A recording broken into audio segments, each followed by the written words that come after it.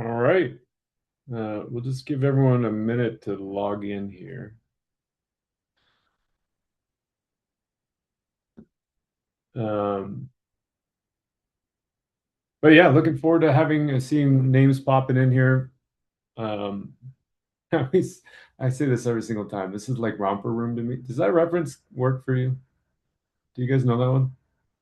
The romper room thing?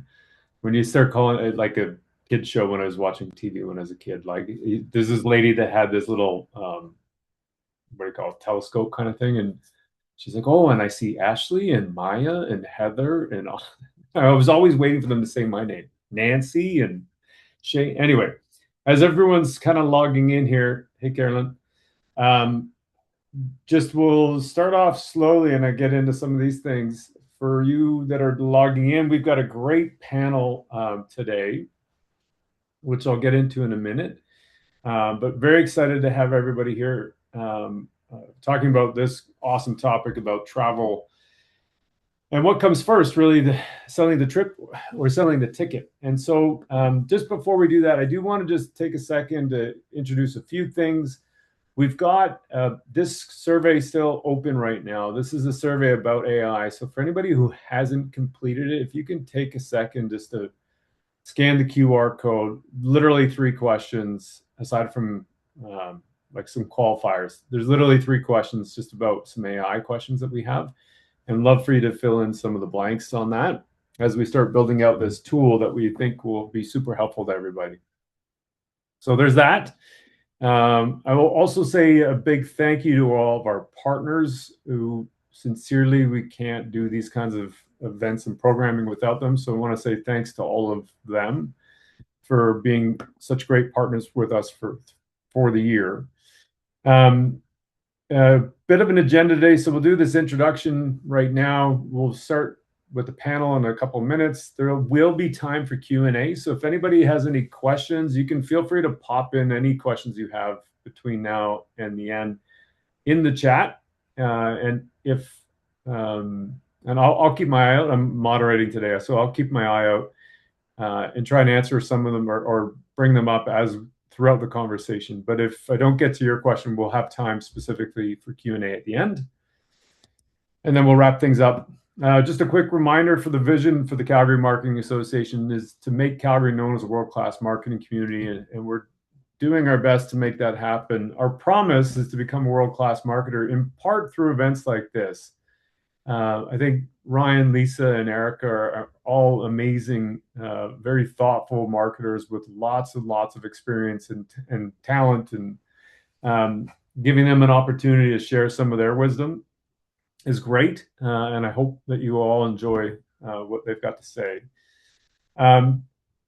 We have a couple of events that have been now published specifically for Creativity Week. We've got 3 confirmed events. So I just wanted to say thanks to Trigger for sponsoring that, being the presenting sponsor for Creativity Week.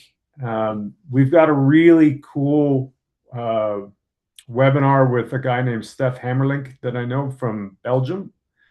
And he is really advanced when it comes to AI and specifically building mascots in AI. And then there's a whole bunch of reasons why mascots are so helpful and productive for brands. So he's got a webinar and a presentation he's going to share with us. And then on Wednesday, we've got Career Killing Campaigns, an expert panel on why B2B is never just business. So we'll talk about that and some of the emotional sides of things around B2B. For example, that great line about nobody got fired for buying IBM. It's pretty accurate, and sort of things we can learn from that kind of thing. And then I know it when I see it, the most expensive sentence in marketing. So there's a panel on that one that we've got as well, that we're going to talk about creative and the creative briefing process and language that we need to build around that process. So some really exciting panels. They're still TBD on a couple other things we're working through. So that more on that later. We also do have our new event listing for the summer. I always wonder if this is officially summer. It's before June 21st. So I guess it's spring. It's the spring mixer. So that's also available online. So today, though, is what comes first, selling the trip or selling the ticket? And I'm very excited, as I mentioned, to have Erika from Fairmont Hotels and Resorts, Lisa from WestJet Airlines, Ryan from Travel Alberta, and I'll be the moderator today. There's so many like really interesting things happening in the travel industry right now. Sometimes it feels like travel demand, creating demand should be something that marketers control. I'm sure all of you who are tuning in right now know there's a lot of things impacting travel um, that aren't or is outside of our control. And so, like as an example, fuel prices are spiking, routes are changing, exchange rates are a thing, and so suddenly the demand moves without marketing doing much at all. And so today's conversation is really going to be about that gap around what marketing can influence and what it can't. And as I said, Ryan is really going to help us understand the inbound tourism part towards Alberta. Lisa's got the context of um, being there right at the moment when intent becomes real and being able to action that. And then Erika's more, I would say, closer to the final decision about where do they stay when they actually choose a location. So very excited to have you all here. Erika, Lisa, and Ryan, thanks for joining us. Quick question for you guys. You can go off mute. Before we kind of dig in, what's one trip you've taken or that you're excited about? Well, I'm happy to start. Yeah, Um, go for it. so I had obviously I get the opportunity to travel quite a bit with WestJet. So I went to Edinburgh last year. I was telling Mark before this call started, we were trying to go to Halifax, and the flights were way too full, so we ended up going to Scotland instead, and had an absolutely awesome experience. Iceland was also a trip from 2 years ago, and I'm hoping to get back there again this summer. That's awesome. Iceland sounds absolutely incredible. I hope I get to go there someday. Um, I would say mine was a trip to Ireland and Portugal that I took a couple of years ago for a friend's wedding, and then got to go to Portugal after Ireland and kind of explore from the south upwards. And for me, Mark, is probably exploring New Zealand pre-kids. So I had lots of Oh, oh time, yeah, no one holding us down.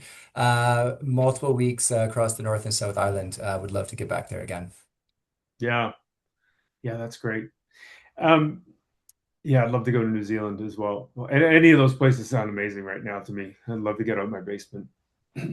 So let me Hmm. dig into this the first bit of the question. So like the marketing versus reality. Like I think a lot of times I alluded to this at the beginning, marketers have this perception that we just sprinkle a little demand on the top of the funnel and up the bottom comes sales. Um, Recently we've been going through a lot of changes with things that are outside of our control, whether that's tariffs or fuel prices because of wars and just route changes are changing all the time, political demands and sentiment shifts. This is not a political statement, it's just a fact of reality. Like there's a lot of things that are influencing demand. Can maybe you guys just from your own perspective, Lisa, if you don't mind, or yeah, Lisa, let's start with you. What is out there and happening, and like how much influence do we really have on some of these aspects? Yeah, for sure, Mark. Well, I have way too many examples for this. I think the last few months here at WestJet have been absolutely insane, and I think the shift really started for us a year ago. So February 2025, February 2nd, 2025 in particular, was when we saw sort of all of the stuff happening with the tariffs. Obviously, we had an administration change in the U.S., and we just saw the demand collapse to the states, and that was really sort of the start of a big period of changes for WestJet. And I think we were there in marketing with our plans lined up for full year 2025, with sort of our spend allocated for the U.S. And we ended up reacting to that and pausing sort of all of our marketing efforts, as well as actually redoing our entire network. So we weren't expecting to have a global Europe hub out of Halifax, but that came up sort of right at the start of last year. And then more recently than that, we've seen the fuel prices with the war in Iran. We've seen the Cuba situation again, sort of impacted by the U.S. and had pulled out all that flying through sort of the rest of the winter schedule, all of the summer schedule for this year, and we're assessing what next winter is going to be like. And then Mexico as well.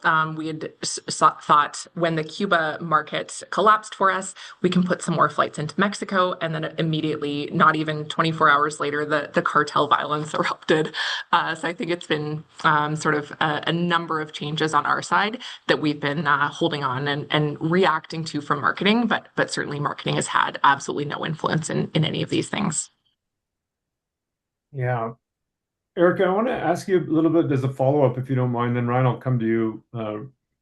Um, but Erika, for you, when demand is obviously impacted by some of these external factors, how are you thinking about it from a perspective of sort of the final destination, maybe not the final destination, but like the end of that sort of chain. Like once I've decided where to go and how to get there, there's a place I got to stay. Um, how are you working within the market and thinking about markets as these sort of bigger shifts are happening on the demand side of things? That's a great question, and kind of just to piggyback into Lisa's story there. When the WestJet flight canceled out of San Diego and San Francisco, we were watching traffic and revenue from those places quite closely, and we did see a bit of a drop in traffic and a bit of a drop in the revenue as well. In regards to kind of like how we're looking at it a bit more holistically, I would say we started to kind of explore different markets. So we were looking into Mexico. Last year, we saw a spike into Mexico when there was an opportunity, I think it was May last year or 2024 maybe, where they were able to see the Northern Lights. So we took that kind of demand indicator and grew upon that, as well as we've always had guests from the UK and Australia, but we took this opportunity to really start marketing and growing that broader long haul, as well as looking at more domestic Canadian and what we could do into places like Quebec and Ontario and that. Hmm. Ryan, for you, like when somebody's thinking about Alberta, like when did that idea start? Is there a way to anticipate how long this demand um, appetite is, like how long it lingers for, how long that choice lasts or makes them? I mean, there's obviously booking windows where people are interested, and we generally see from specific markets, specific booking windows. But for us, it's really getting that messaging out about Alberta and the iconic experiences here all the time, kind of on a always on approach. So, and to do that, we can't just do that alone. Like it's super important for us to be working with our partners across the country. So first and foremost, we align with Destination Canada. They really help us and get that awareness in those international markets for Canada to start with, and then we kind of layer in underneath them with that Alberta messaging. Um, and then we work really closely in alignment with other partners like the Fairmont, like WestJet, and our destination marketing organizations across the province as well to then have more specific marketing about the region. But for us, it's the key is to be always on as much as possible in as many markets as possible. Hmm. It's really interesting in a lot of ways. Like, I mean, personal thing, I don't like the funnel, but it's almost like I'm seeing you guys are coordinated, even though you may or may not coordinate everything. Like you're coordinated in a fun sort of funnel sequence where it's like Canada, then Travel Alberta, then the routes, and then the hotels almost. And so how much, especially when things are changing in a global scale, like we've had these sort of significant impact. COVID was, a non-political crazy one that happened. Like, how do you have all these well laid out plans? How do you adjust throughout the coordinated effort, or do you adjust coordinate in a coordinated way? I mean, from our perspective, we've obviously got our core markets, our key markets that we focus on. We've always got an eye on new markets, emerging markets, and where we can drive other visitation. But as it is now, especially with the disruption that we're seeing globally, we're kind of shifting within our own markets as opposed to taking on new markets. So, as an example, we are normally very heavily invested in the US. followed by the UK, Germany. And we're just shifting some funding, not a lot, but just shifting some funding out of that US market and putting that into the international markets, especially into the UK and Germany, just to kind of offset so we don't have all our eggs in one basket, so to speak. So it allows us to be a little bit more nimble that way. And then we're constantly keeping an eye on all markets. So emerging markets, changes in the market, how those are impacting the visitation, and obviously working in close proximity with our partners, especially the airlines, to see what impacts they're seeing. For us, as you know, Alberta's not a drive-to destination. Access is the key here, and those partnerships with those airlines and having that air access into the province is absolutely key. So we're in lockstep with WestJet and other airlines, just to make sure that if they're seeing change or they're having to reduce access into the province, we're able to react accordingly. Yeah, and I was going to say, Ryan, one of the campaigns that we partnered on last year, in February when all of the craziness started to happen, and I think we saw the demand drop immediately. We saw it both in sort of load factor on those routes. We saw revenue drop. We saw just the numbers get decimated sort of almost immediately in that early February timeframe. We were seeing, because of the Canadian dollar and its sort of strength for US travelers, we were seeing a little bit of and just to back up a step, typically when we see folks booking on our routes, we mostly focus on Canadian point of sale. So it's someone living in Canada, sort of flying to a destination and then coming back. So they'll go sort of one direction and then they'll come back. And we just don't have the budget to do a lot of marketing in those other countries. So we couldn't market to the entire US and tell them to take the flights sort of coming up to Canada and then go home to the US. If we had a lot more budget, we certainly could do that. But we're just selective with what we do with those point of sale activities. But that's one of the things that we did last year, right when all this US stuff happened. We were still seeing a little bit of a natural increase in those US visitors coming to Canada, coming to Alberta specifically. So we partnered with Travel Alberta, got sort of worked together to leverage some of their existing audiences in the US, and then put together a very quick US point of sale campaign to say, you can still come here. And we had started in some of those markets that were friendly anyways, where Travel Alberta already had audiences built up. So we talked about California to start with, and that's something where we worked together. Pivoted our efforts really quickly and partnered together to make that happen, and did see some success with that campaign. Yeah, and just to kind of add to that as well, for us and specifically our destinations like Jasper, it is quite far to begin with. So having that route availability of a direct flight actually adds a lot for us to be able to actually market it and not make it such of a haul to get out there. So it's really great for us to have a kind of a finger on the pulse of like what WestJet is doing, how Travel Alberta is going into different places. Like I know a couple of years ago there was Montana and that. So just yeah. Yeah, it's interesting. I wanted to ask about that too. I mean, because you were talking about budget allocation. No, nobody has enough budget, but there's always a challenge when it comes to like choosing which places you're going to put your money towards. And so you could probably burn a lot if you didn't have the supporting infrastructure from, say, Canada to advertise in different countries, and then Travel Alberta to kind of promote the Alberta experience, and then having the routes from WestJet or the other airlines that make it accessible. But and then there's the accommodation part, and I wonder maybe as a reverse engineer, if we could start with you on that with this theme. I've talked to, I don't know, it feels like just about every third person I talk to is either come or is planning to go to Japan.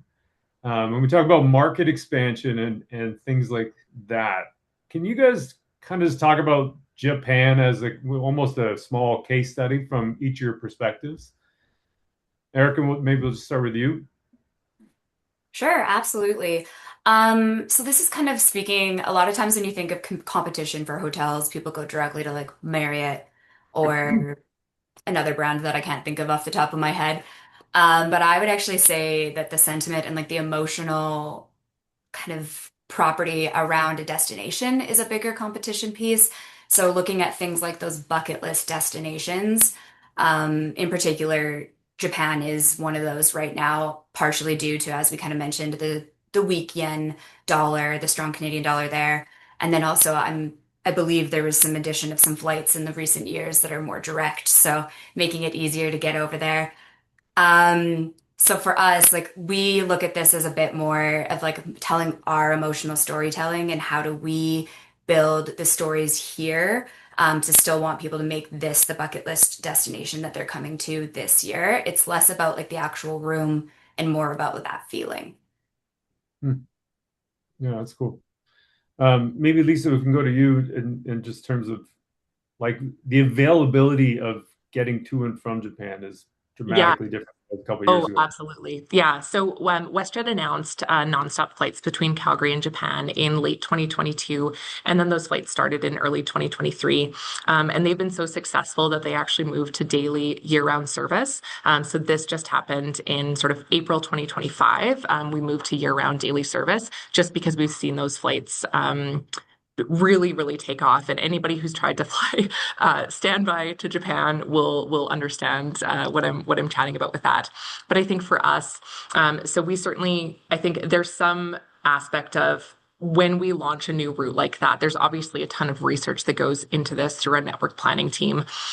We often have code share and interline partnerships with other airlines that would have already, so you would have been able to book a ticket to Japan on another carrier, but book it through WestJet. So through some of those partnerships, the network planning team certainly keeps an eye on those signals. If we're seeing a lot of traffic or a lot of demand signals through those partnerships, then this is a route that they would evaluate to bring directly to Calgary. And so when those flights launched, I think there was some aspect of sort of capturing demand. There was some aspect of the economic factors, but I think the strength of the route and how it was able to move to year-round daily service has been sort of opening up people who had always wanted to go there, and then they might not have booked codeshare or interline, but because WestJet has those nonstop flights and it's relatively easy and affordable to do it, we've managed to bring that to life. So a lot of that traffic on that route is Calgary, so Albertans sort of um, coming to Calgary and flying directly out of Calgary. We do see some flow from other markets. So like someone would connect from Winnipeg to Calgary onto Japan. And then we do see a small portion of that demand is people originating in Japan, coming to Canada and going home. And for us, we're happy with either direction. We want the flights to be full. So we certainly work with partners, both directions, both to get Canadians to go there as well as to get the Japanese to come here. But I think that's been a huge one where we've, opened up this connectivity from Calgary that really didn't exist before. And now we're seeing it just a huge success and did lead to expansion in Asia as well. So we do have flights from Calgary to Seoul, South Korea as well that launched as a fast follow based on the strength of that Japan route. Amazing. Did you say it's daily? It's Year round? daily year round. Yeah. That's wild. Yeah. That's crazy. Yeah. You got to Um, get that flight, Mark. yeah, I know. Like my kids are, they keep wanting to go, and we're just trying to figure out when we can do it. But they have Yeah. some 10-hour fancy flight has been cool stuff. an impediment for me with a 7-year-old, but this might be our year. We'll see. Ryan, thinking about that, and I would love to hear your take on Japan specifically, and thinking about as part of this partnership and ecosystem, like promoting Alberta to the Japanese market, and thinking about like how do you distinguish yourself from the rest of Canada, and what makes it appealing for people in Japan to want to come here.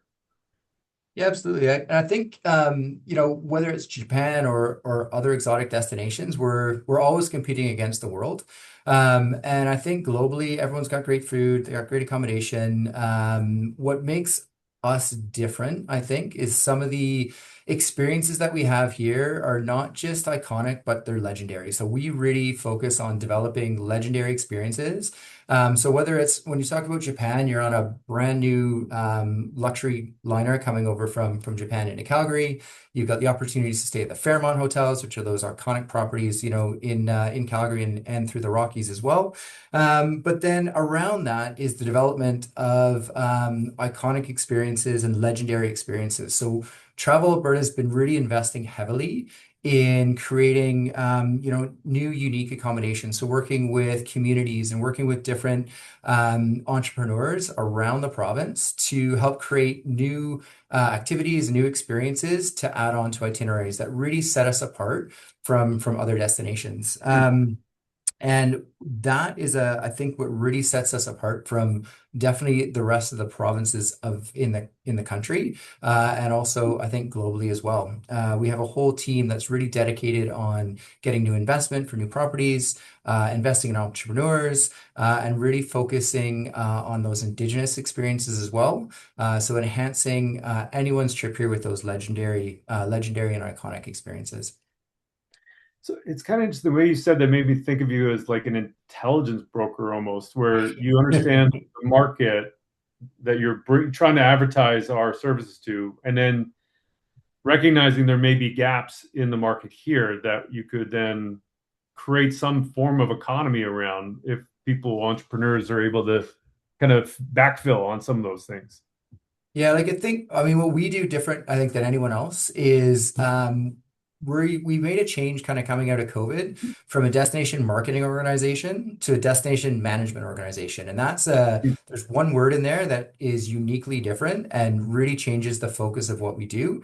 So instead of just marketing and just trying to put out the great images that we have of the Rockies and the cities out to the world, we aligned all those marketing messages with that access piece, so that alignment with WestJet and those other airlines to make sure we're bringing people here, increasing that air capacity, and then investing as well on the ground in those experiences, those unique accommodations, and really enhancing those itineraries. So it's kind of that full circle investment, which makes us, I think, so much more unique and different than anywhere else in the country. It's really interesting. One of the things, just as we did our prep, I can't remember if you don't want to answer this, just let me know. But there was a story that you had shared about the the iconic. I'm looking at your background and the iconic imagery of a mountain, and there's this idea of distinctiveness or differentiation. I just wondered if that's something you feel comfortable talking about. If not, we can just move on in terms of promoting Alberta. Sure. I mean, I think that was kind of the launching pad of switching to a destination management organization. So we really used to rely on the Rockies essentially as that driver for visitation to the province.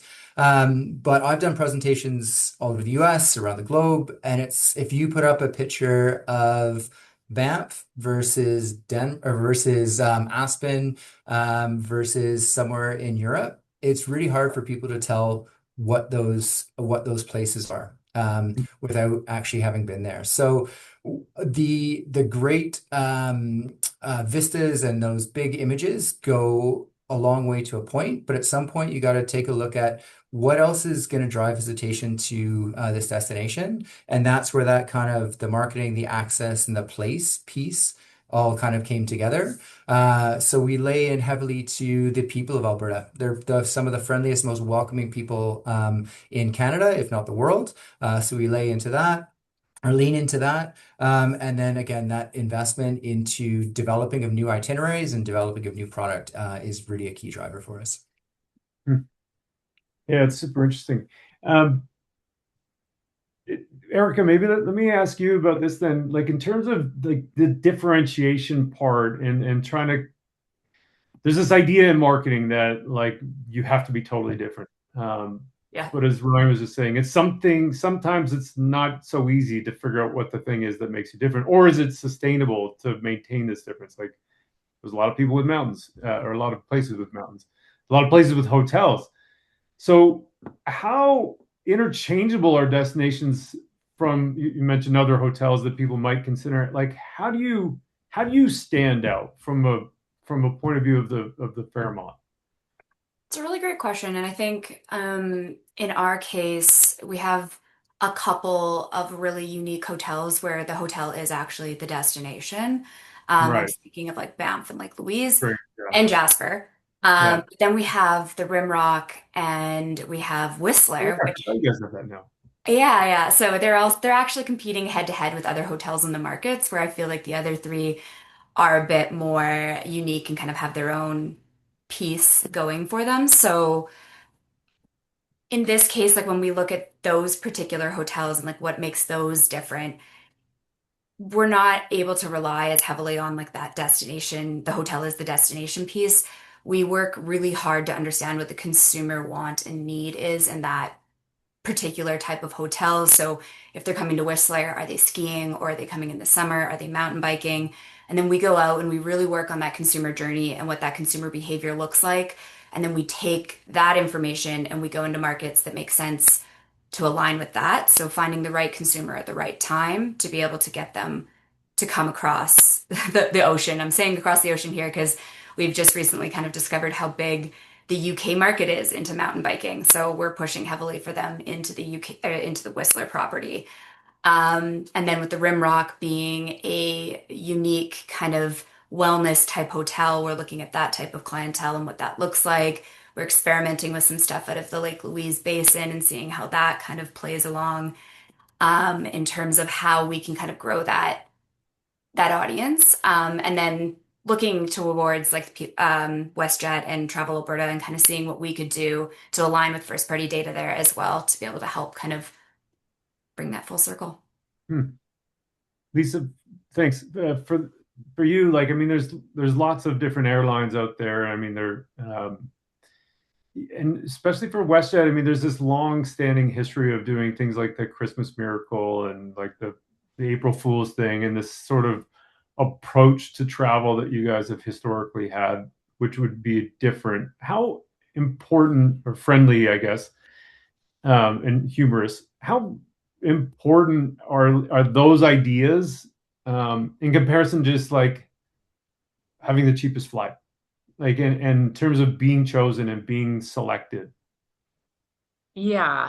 Um, I think it depends on the segment, of course, whether they care about the price. And I think, we've been sort of chatting about, you know, air access to Alberta with WestJet. And I think just to put it into context for anyone who's not aware, there are 112 nonstop flights out of Calgary, and WestJet flies 102 of those. And so post-pandemic, when we had our new CEO come in, they really refocused the strategy for WestJet, which was West, so being the home carrier of Western Canada, focusing on leisure, so leisure flying to sun destinations and places where people want to go for fun across Canada, and then focusing on our low cost routes as well.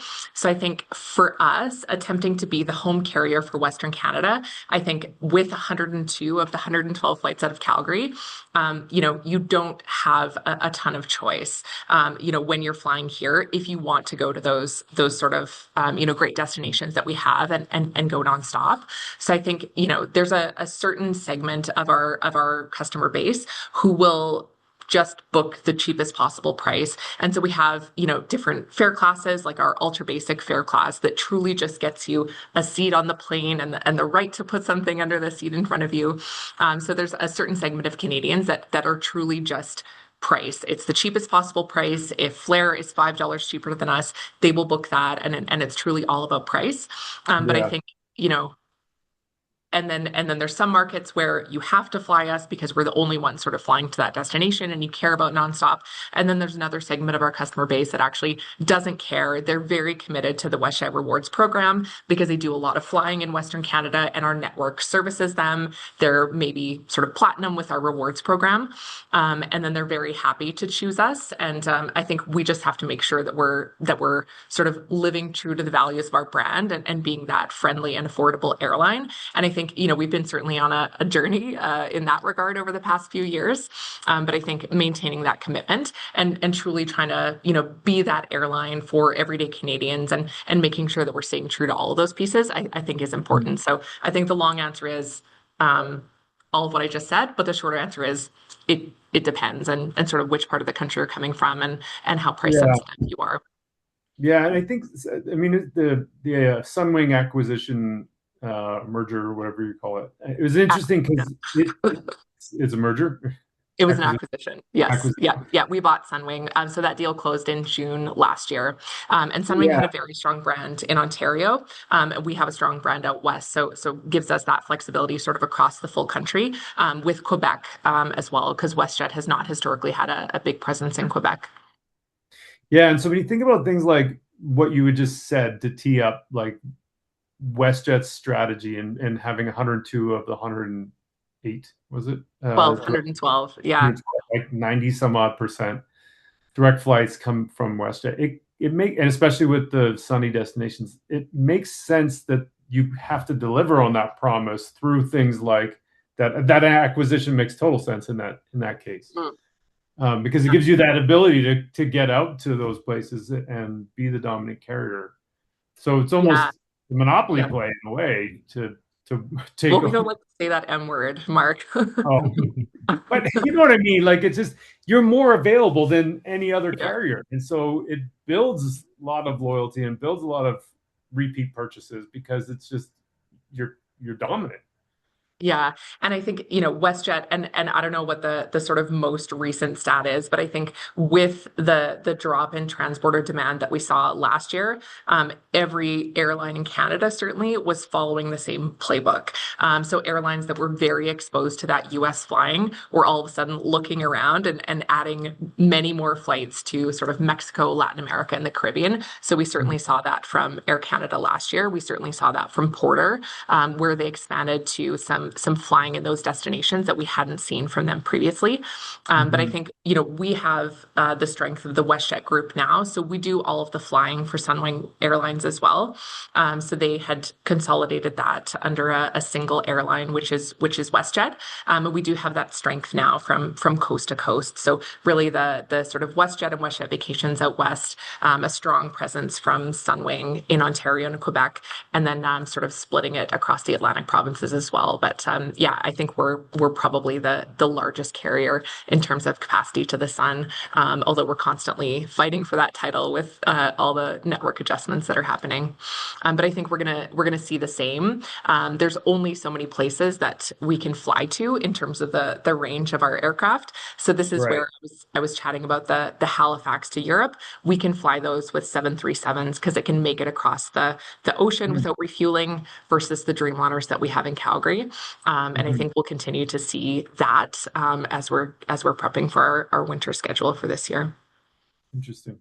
And I'm assuming that keeps costs down on flights by doing that, Um, yeah, as opposed to Dreamliner. yeah, well, it's just a different range that you can have with the plane. So Okay. obviously, the further you fly, the more fuel it takes. And with those short hops, I think it's really attractive to some folks who maybe don't want to do a 10-hour flight with their 7-year-old Right. like me. You can Yeah. break it up. We've added lots of sort of flow flying, so connecting from Regina, Saskatoon, Calgary, additional connections into Halifax, and then you can have a little layover and then go on to the European leg of your trip. Okay. But yeah, yeah. You mentioned the sunny destinations, and I know Erica, just coming back to you earlier, you mentioned the Northern Lights thing in Mexico. And I wouldn't mind if we could just talk about Mexico as a case study, because I know you studied some of this in your MBA. I would just love if you could kind of highlight some of the thinking around thinking about expanding into new markets as well, like where demand is forcing you to reevaluate previous markets where you were successful and doing all kinds of great business, and then having to find new places and expanding into new markets or newish markets. Um, if you could just talk a bit about marketing out into those areas and sort of some of the experience you've had there. Yeah, absolutely. I did go down to Mexico for 1 week for my MBA, so I would say my knowledge is limited, but I guess a little bit there. So we've recently decided to move more into the Mexican market, from a Fairmont's perspective for Jasper and Whistler in particular. Kind of looking at this as a new market for us. We haven't typically gone down there. We did this to kind of answer that whole administration change that we saw in the US last year. We were worried about a cross-border softening. We haven't actually seen that in the numbers yet, but we've already made the shift, so we decided to kind of continue moving on that, um, the big piece for us, I think, like the learning curve was learning where to put that messaging out there and where to put it into the Mexican market. There is a large part of Mexico that is not as well developed as like Mexico City or Monterrey or Guadalajara or any of those areas. And even within Mexico City, there's pockets that you need to be able to kind of geofence and find the right spots to be able to put the ads and stuff into those places. So that was a big learning curve for us, as well as looking at how we're wording our stuff and how we're looking at our landing pages and what we're putting out there as kind of like the messaging, where in the US we kind of just typically went for the sales messaging or like a little bit of like the mountains or something along those lines because the familiarity was already there.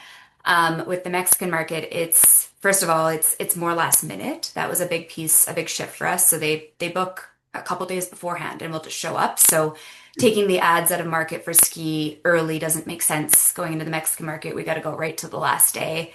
The other piece is a big safety piece. They value safety in the destinations that they travel to. So taking that and kind of marketing those pieces, as well as making the landing pages bilingual if possible. We have been experimenting with that too.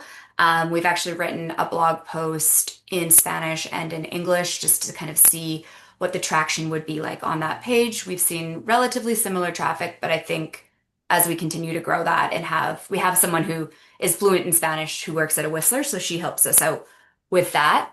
But as we can continue to kind of grow into that area, I think we're going to see a bit more growth with the Spanish style. And then we are looking at doing ads and our PPC, our SEO, or whatever we're calling it these days, um, into Mexico as well in Spanish. So I'm excited to see how those perform.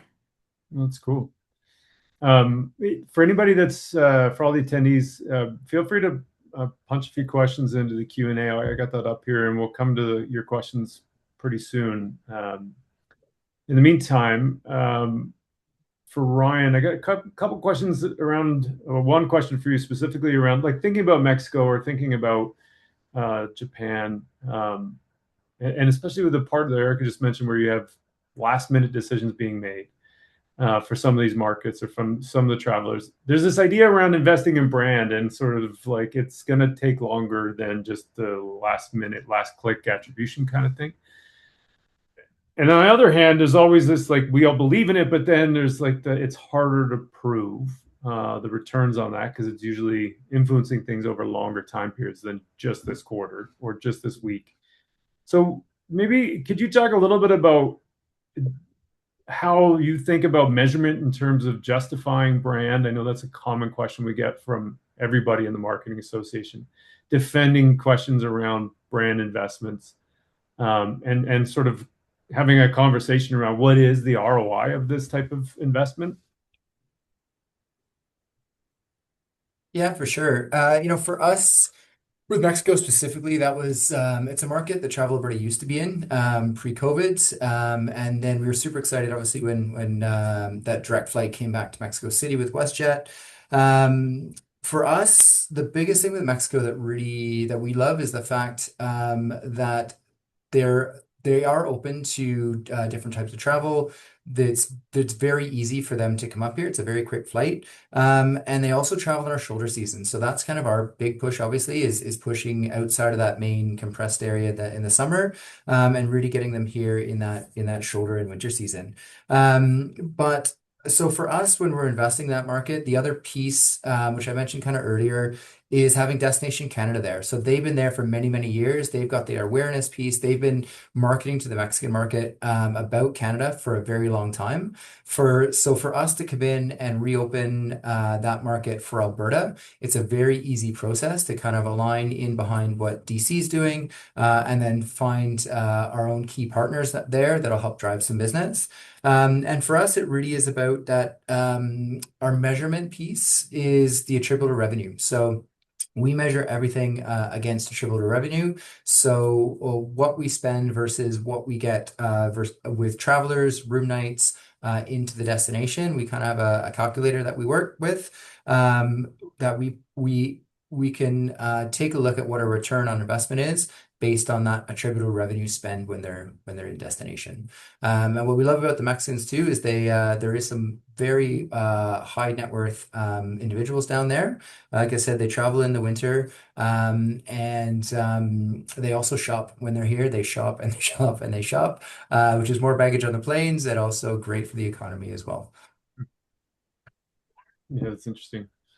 Um, as you were saying that, it occurs to me like some of the measurement that is around this is not. There's no way you can measure the impact through last click attribution, Mm. and so I know it's obvious, but you don't have that as a measurement for justifying brand.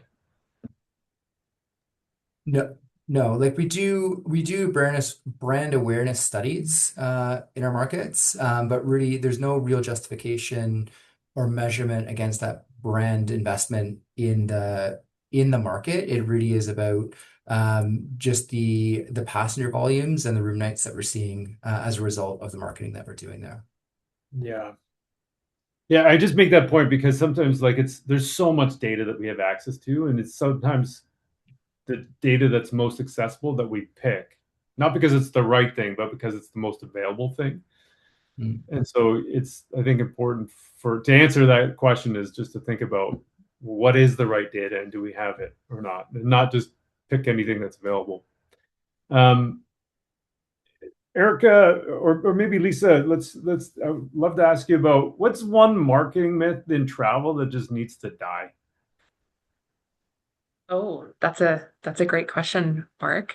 Um, so I think for me, so I've had sort of two tours of duty at WestJet. So I was here sort of 2012 to 2016, and then I came back in 2023. And I think for me, I think the biggest surprise that I had was how travel agents are still as popular as they were in sort of 2012 to 2016. So then we were still doing newspaper ads, we were doing radio ads, and it was always, book on WestJet.com or call your travel agent.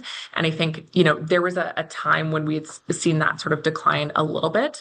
But I think it's coming back. I think even in 2026, where people want to sort of rely on someone that they can sit in front of that they know is not sort of weird Mhm. AI recommendations and tell them, here's the things that I want to do. And I think just the continued strength of travel agents and how much of our business actually comes through that, I think was a surprise to me when I came back on the marketing side.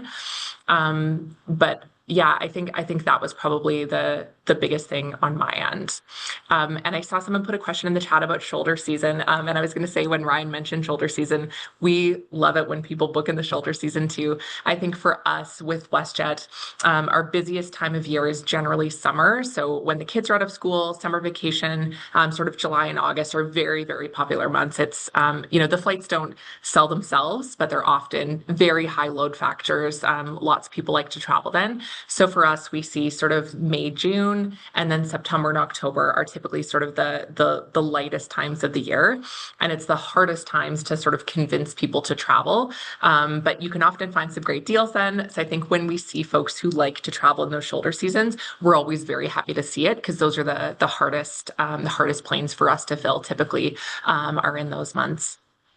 And just to kind of jump on top of that as well, we also love when people travel in shoulder season. Ours is slightly different months. We're October, November, and April, May. And we did actually run an entire campaign for quite a few years called Secret Season, where we would try to share local secrets about how you can enjoy these seasons like the most, and like how it's quiet. It's a place to go and kind of unwind, and it's something we potentially could consider bringing back with like the really big focus on R&R right now. So, Hmm. And I was just going to add as well, just on Lisa was saying about the travel advisors and the travel agents, that's a huge distribution channel for us.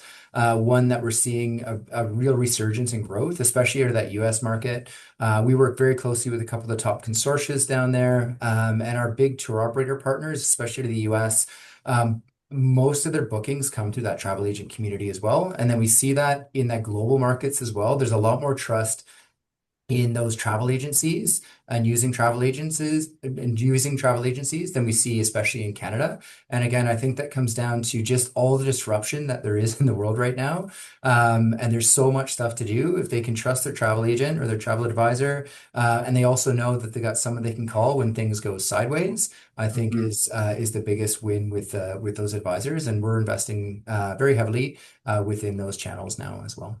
Yeah, Yeah, and it's so interesting. Yeah, yeah, go and ahead. I was just going to say, most of our marketing efforts, sort of from a consumer perspective, we do keep them focused in Canada. But the exception to that is trade marketing. Mhm. So we partner with Travel Alberta in all of those markets. And whenever we stand up a new market, we always have partnerships with travel agents and travel agencies on the ground in those places anywhere we go to make sure that we're setting up those partnerships and have them there to capture that demand. But yeah, it's still strong as ever, getting stronger, as Ryan said. Yeah, it's interesting. Such a great reminder that like I'm not the customer, especially in the marketing seat. Like I just because I book online doesn't mean that everybody does. You know, like it's so important to keep your finger on the pulse of what actually people are doing. Erika, a question for you.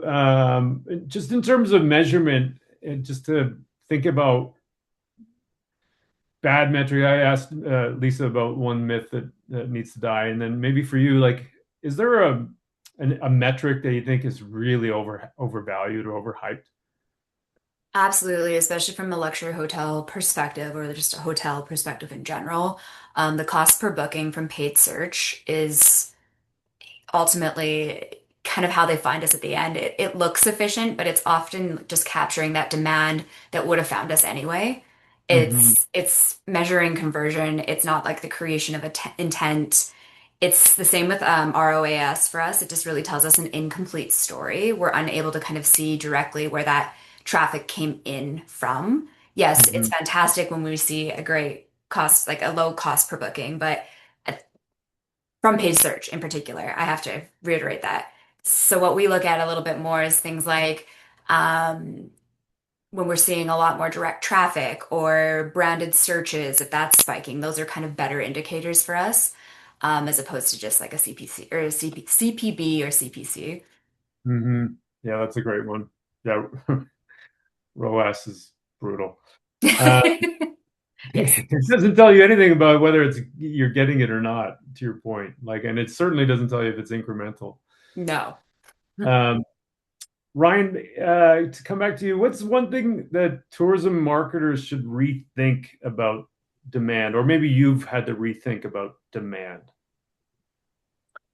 Um, I think it's the value I was going to say the value of social. We've just ensuring that you're continually leveraging those channels. We see such great engagement and growth through those channels, both on the like on the marketing side and then also just on that awareness side. And obviously, our big goal is the awareness of Alberta. I look at an example of like that David Popa. I don't know if you saw what was done up in Abraham Lake this past winter. We brought an artist in, David Popa. He did this big mural on the ice with chalk. It was something that we looked at as just, something a little bit unique and different to get a little bit of awareness of a different part of the province. And it blew up, absolutely blew up on social, over a million follower or over a million likes. We had over like 25,000 comments. And it was just one of those tactics that I think we need to continually do with all the AI noise and slop and everything else that's out there, continue to work those social channels because there's some great wins that can be had out of those as well. Hmm. Yeah, there was a campaign I saw from you guys about I forget what it was, how it was phrased, the AI campaign, though. It was our AI campaign, so it was Alberta imagery.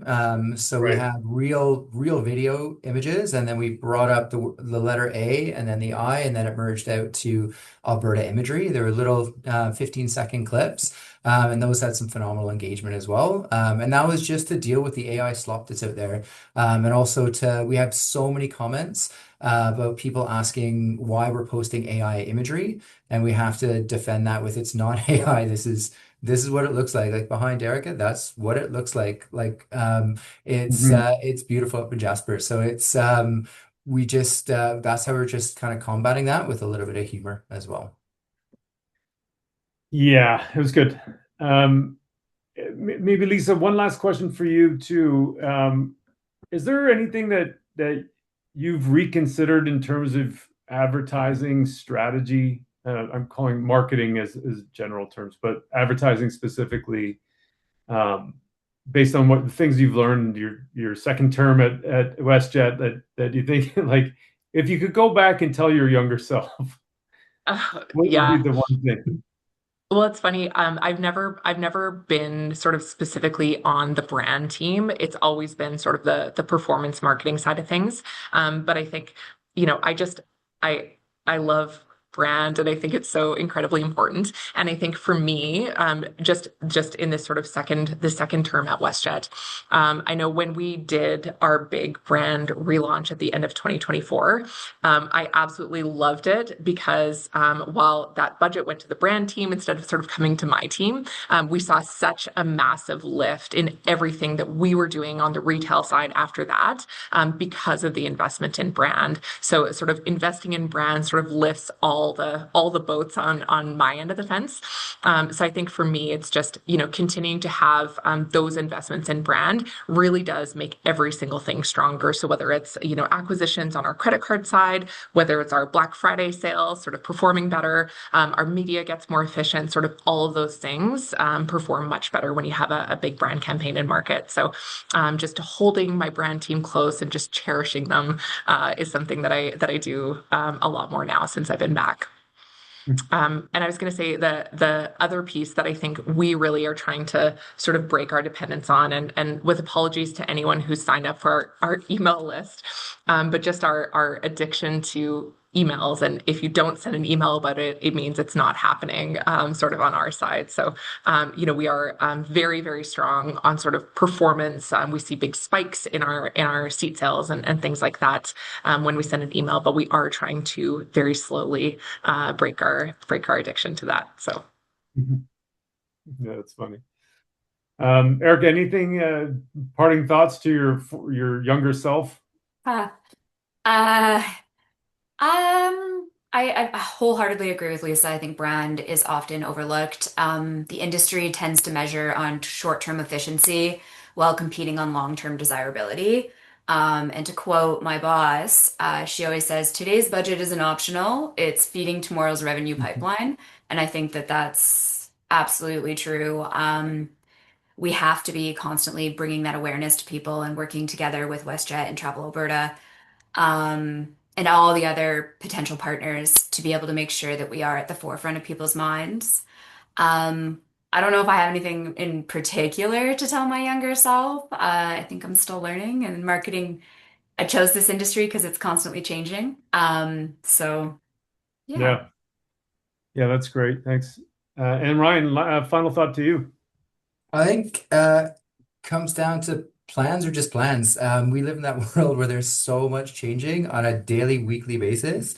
Best laid plans, you just got to be ready to throw them out the window, and adjust and shift and do something different and not be afraid to try new things too. I think what I love about working at Travel Alberta especially is we have the opportunity to try new things, to pilot new things. If it fails, it fails. If it works and successful, phenomenal. But I think that's what you need to be doing as well, especially in this world that's changing on a daily basis. Yeah, so great. Yeah, there is a time for one other question if anybody has one. Just while we're waiting for anything there, I'm gonna just put this slide up one more time. For anybody that's tuned in, if you haven't had a chance to fill in the survey, that would be great. And while I'm just saying that, I'll also say thanks so much to Erika, to Lisa, and to Ryan, and everybody who's attended today. Really, it was an awesome conversation. I loved it. And thanks for all of your time. I'm sure if you reach out to any of these three on LinkedIn, they'd be happy to chat if you've got other questions. But yeah, thanks again for everyone for tuning in and for all my esteemed panelists for sharing all the great insights. thank you. Thanks, Mark. Thanks. Take care, everyone. Bye.